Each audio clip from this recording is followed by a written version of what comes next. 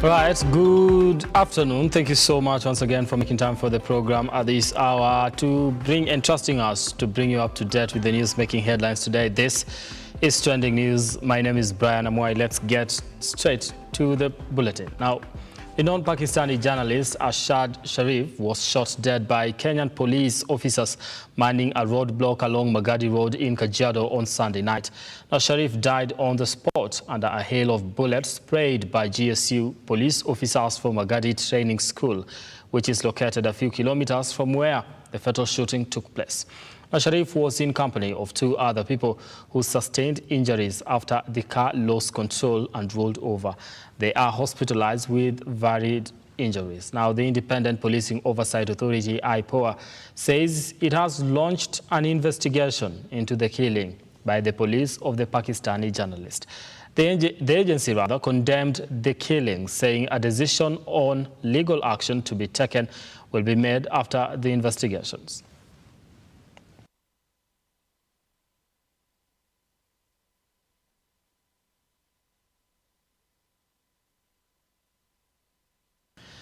Now, the Independent Policing Oversight Authority issued a statement on extrajudicial killings in Kenya.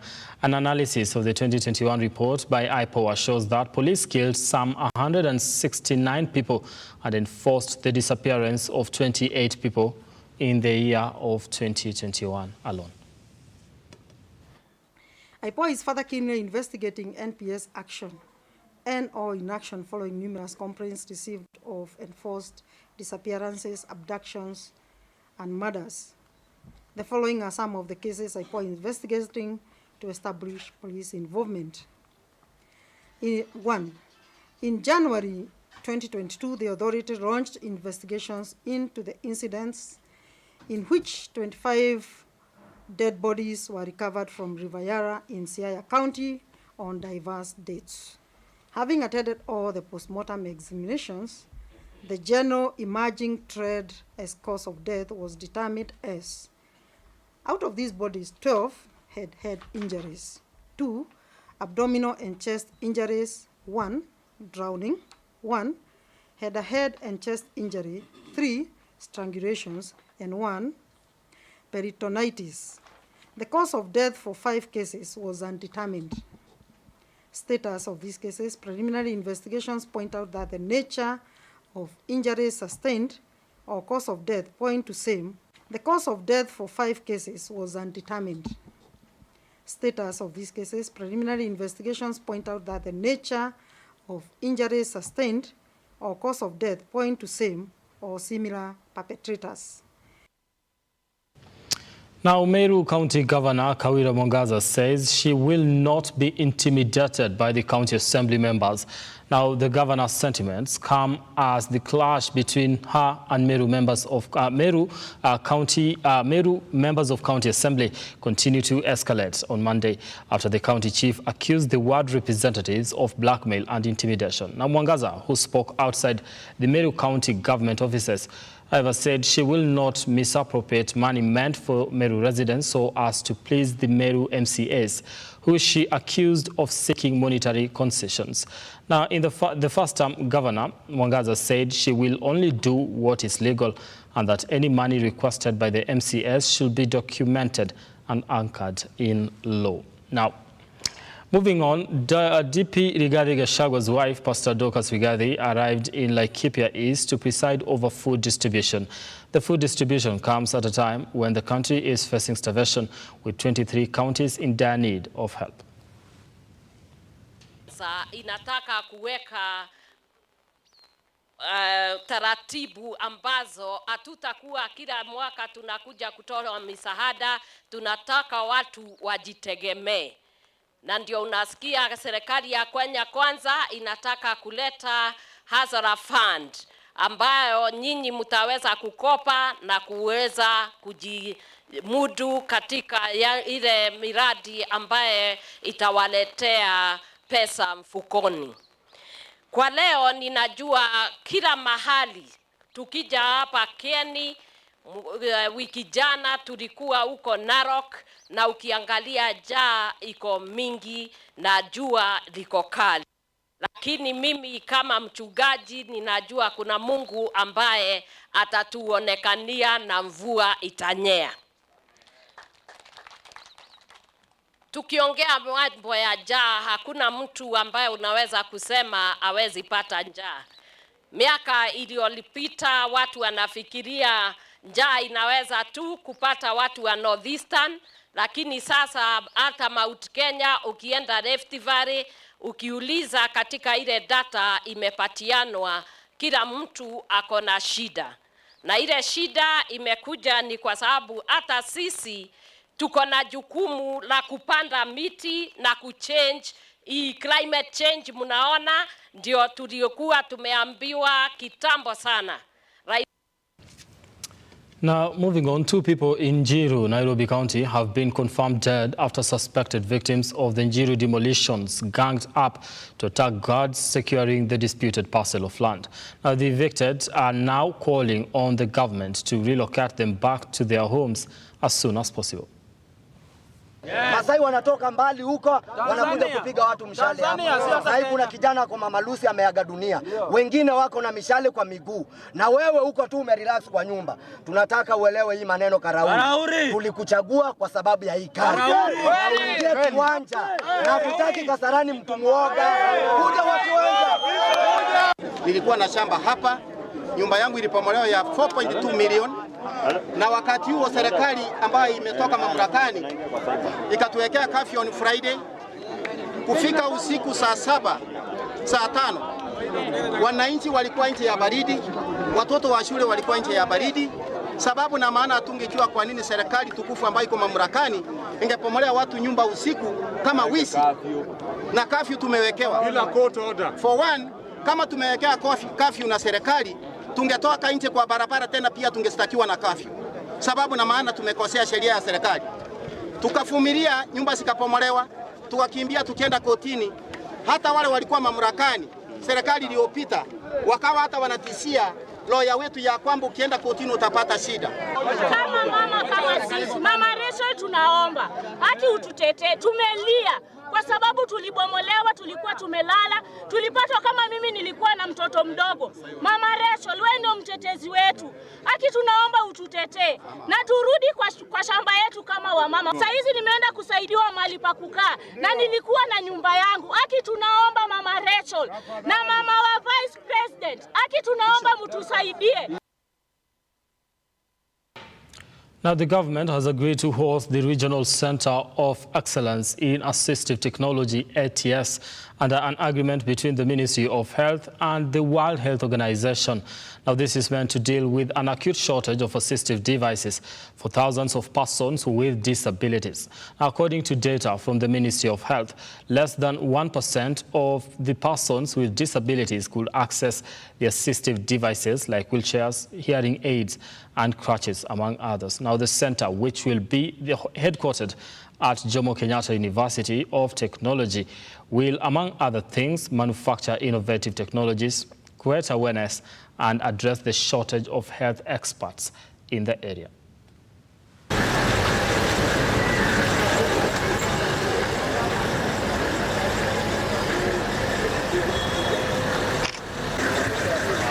In Kenya particularly, the actors have come out very strongly, each one giving us data of those they can be able to support. Ideally in Kenya it's difficult because 10% is the target population for assistive technology. And 10% in our case is 40 million. Of 40 million is 400,000 Kenyans. So what we see the National Council, even by itself, covering is a paltry 40,000, which was reported by the National Council of Persons with Disabilities. So other actors will chip in to take a similar number based on their strengths. So just so to sum it up, there is a huge gap in terms of satisfying the provision of services to persons with disabilities in the whole range of assistive technology. Probably there is more focus on physical, and we tend to forget the audiovisual assistive technology. So the aim is to make it all comprehensive And so we call upon the government particularly to embrace assistive technology. Since we are aware there is a presidential directive in December last year to integrate assistive technology into the universal health coverage. So we should adopt it and have the NHIF cover all the assistive technology devices. As you know, most of the disabled population basically. Now, Cooper Teachers Union has called on the government to do away with boarding schools following complaints by teachers that the burden of parenting and educating the students in the boarding schools lies with them. Now, the union, led by the Secretary General Akelo Missouri, is requesting the CBC task force to include the removal of boarding schools in their reports.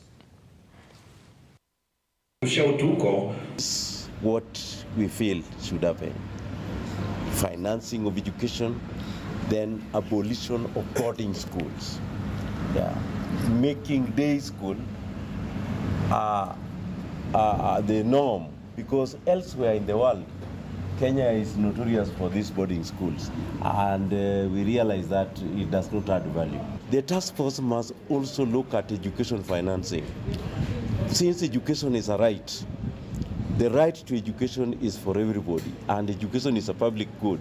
It cannot be subjected to commercialization of commercialization interests, where we pay a lot of premiums on what is not giving education value, in like boarding and so on. Now, Kenya National Union of Teachers (NAT) has predicted a double intake come 2023 unless the Presidential Task Force to review the CBC intervenes rather. Now, the union protested that CBC should be changed to intermediate or middle schools so as to suit the level of education they will offer, indicating that grade 6 to 9 children should operate from schools close to their homes, as they were too young to learn in far-flung boarding schools. The teachers are now calling on the government to come up with recommendations that will mitigate the situation. It is a weekday. I don't know what happened.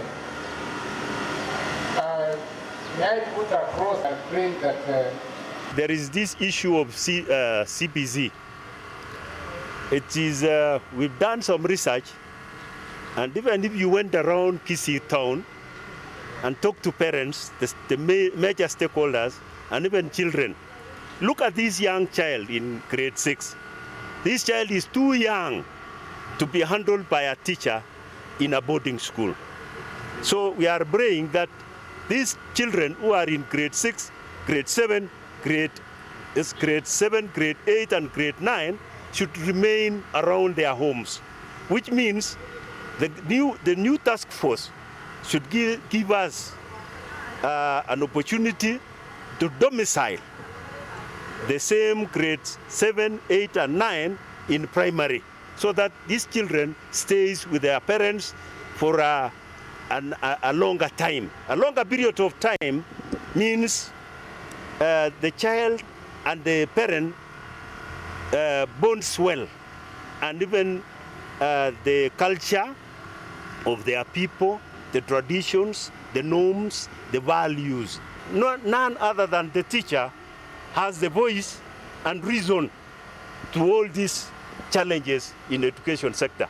Unless these children remains in our primary schools, we now have 30,000 primary schools in Kenya, and we only have 10,000 secondary schools. How do you transit from 30,000 to 10,000?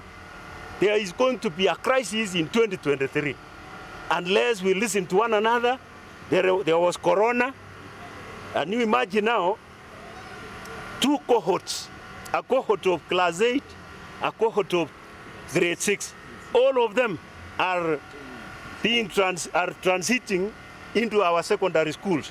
What kind of a school environment is that? I don't think it is going to be a crisis unless we change immediately and adopt ways and means advised by the teacher. The teacher has the voice of reason. All right, now this is trending news, and I just want to bring you up to date with some of the trending topics. Ashad Sharif is trending. That is the Pakistani journalist that was killed along Magadri Road Sunday night. And I just want to take some of the messages that people are sending in regards to that. Ashad is no more. He has been martyred in Kenya. Ashad Sharif was a fearless, brave and a truthful journalist. He was a patriotic person. This nation will never forget his sacrifice, and that is Pakistan. The bravest man in Pakistan got killed, and just a few minutes of breaking news, it changed, or rather kind of seems to have changed the breaking news, and he says rest in peace. Rest in peace, man.